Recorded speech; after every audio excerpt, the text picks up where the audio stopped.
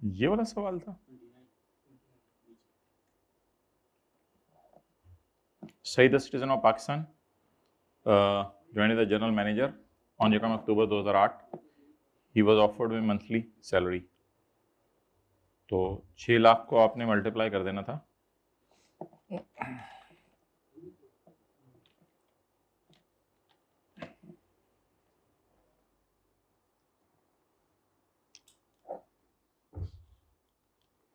अब बस नोट करने का टाइम तो नहीं मैं दूंगा, 5-10 मिनट में ख़त्म करना है इसको, बस देखते रहो। बेसिक सैलरी को मल्टीप्लाई कर देना है आपने 9 से। 6 लाख ज़रब 9, बताओ 5400। मेडिकल अलाउंस को भी आपने मल्टीप्लाई करना है 9 से।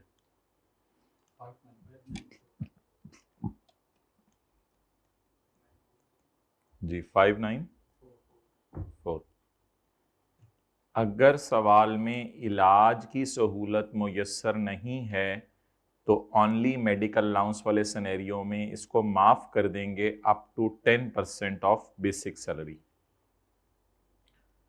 क्योंकि सवाल में इलाज की सहूलत मुयस्सर नहीं है इसलिए इसको माफ कर देंगे up to 10% of basic salary.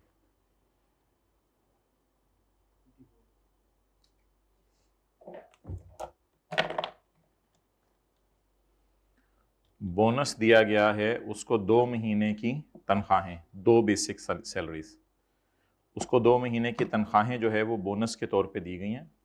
उसे को टाइप करके भेजे मोहम्मद हमाद को।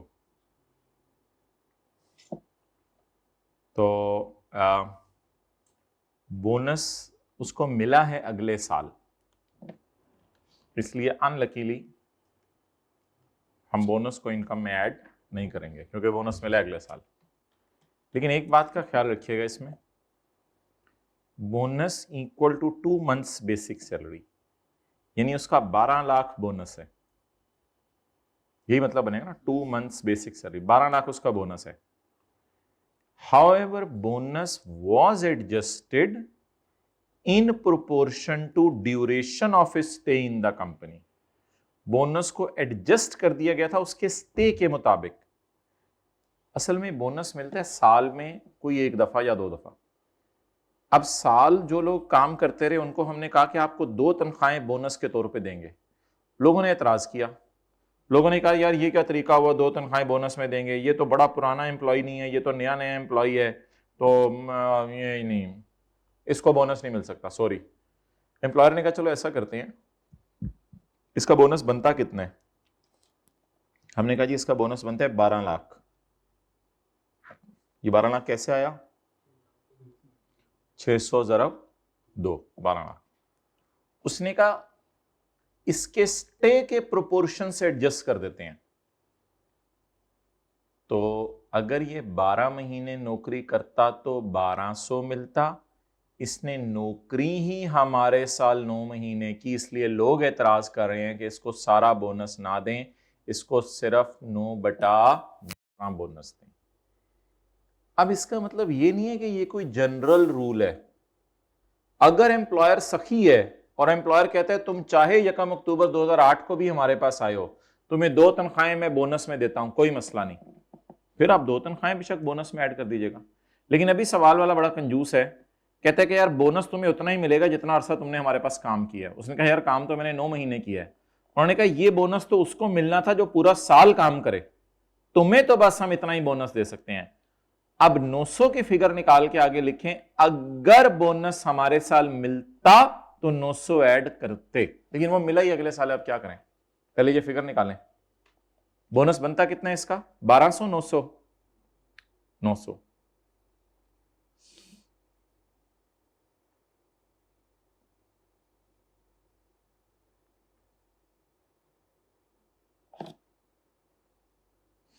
लिखें 900 के आगे लिख लें, अगर हमारे साल मिलता तो ये 900 ऐड करते।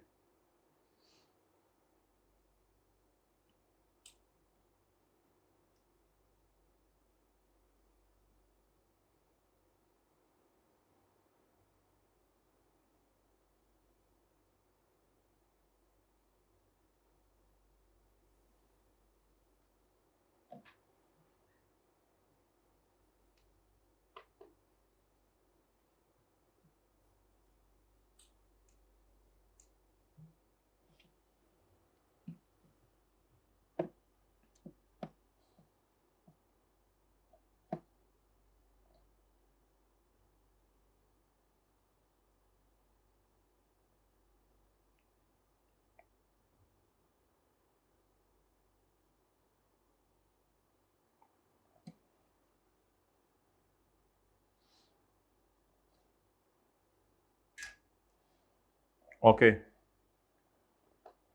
दो कंपनी मेंटेन कार्स हैं, दोनों गाड़ियां जो हैं एक दफ्तर के कामों के लिए, एक और दूसरी गाड़ी घर के कामों के लिए।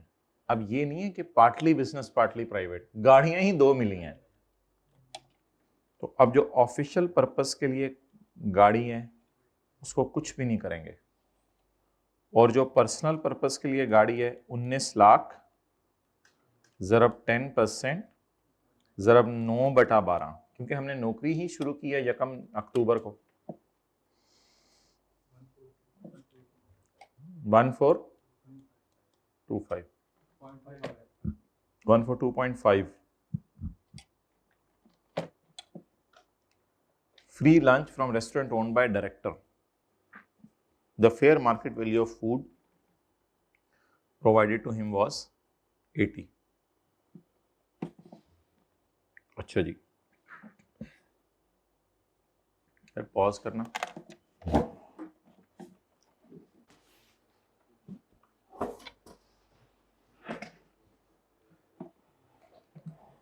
अच्छा जी,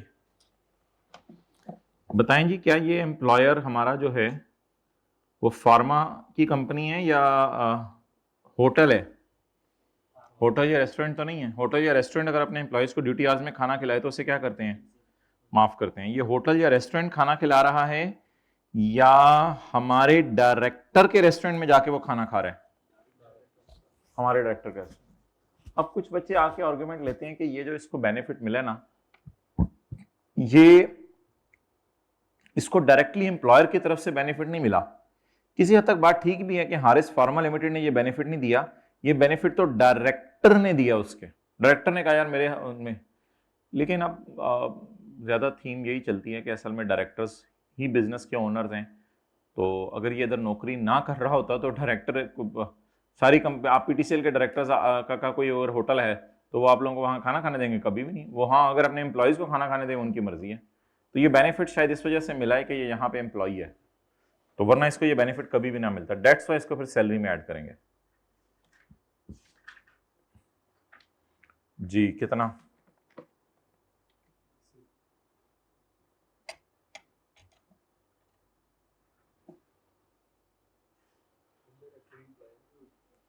नहीं, डायरेक्टर तो जो मर्जी हो, चाहे एम्प्लॉय डायरेक्टर है या जो मर्जी डायरेक्टर, डायरेक्टर से हमें कंसर्न नहीं है।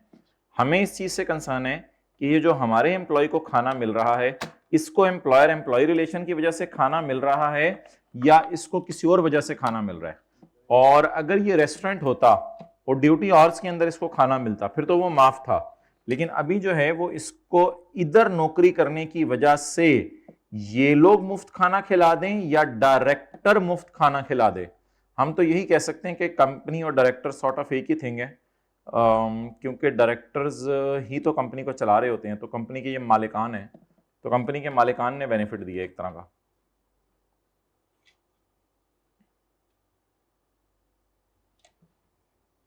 जी कितना? उसके बाद स्पेशल अलाउंस। अच्छा, अगर स्पेशल अलाउंस दफ्तर के काम के लिए दिए ना तो वो भी इनकम में ऐड होगा। अगर अगर वन ऑफ है तो फिर नहीं, ये वन ऑफ है या मंथली है, तो वो स्पेशल अलाउंस जो मंथली हो वो इनकम में ऐड होता है। स्पेशल अलाउंस 5000 इंटू 9 जी 45। प्रोविडेंट फंड कॉन्ट्रीब्यूशन ऑफ 60,000 पर month, an equal amount was also contributed by Saeed. तो सईद की कंट्रीब्यूशन तो छोड़ें, एम्प्लॉय की कंट्रीब्यूशन तो छोड़ें। ये रिटायरमेंट के वक्त पैसे मिल रहे हैं या जो हर साल जमा कराते हैं वो वाले पैसे हैं? जो हर साल जमा कराते हैं वो वाले पैसे हैं। एम्प्लॉयर कंट्रीब्यूशन 60,000 ज़रब 9 540 less exempt what? Lower of, higher of? Lower of. Want, अच्छा लिखा हुआ है रिकॉग्नाइज्ड है? नहीं, तो यहां हम छोटी सी अजम्पशन दे देंगे एम्प्लॉयर कंट्रीब्यूशन के आगे, एज्यूमिंग रिकॉग रिकॉग्नाइज्ड, ये नीचे नोट डाल दीजिएगा। एज्यूम कर रहा हूँ ये प्रोविडेंट फंड क्या है, रिकॉग्नाइज है।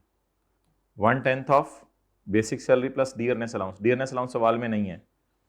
1/10 ऑफ बेसिक सैलरी या 1.5 लाख रुपया था, 1.5 lakh, which ever is lower. Lower क्या आ गया जवाब? 39।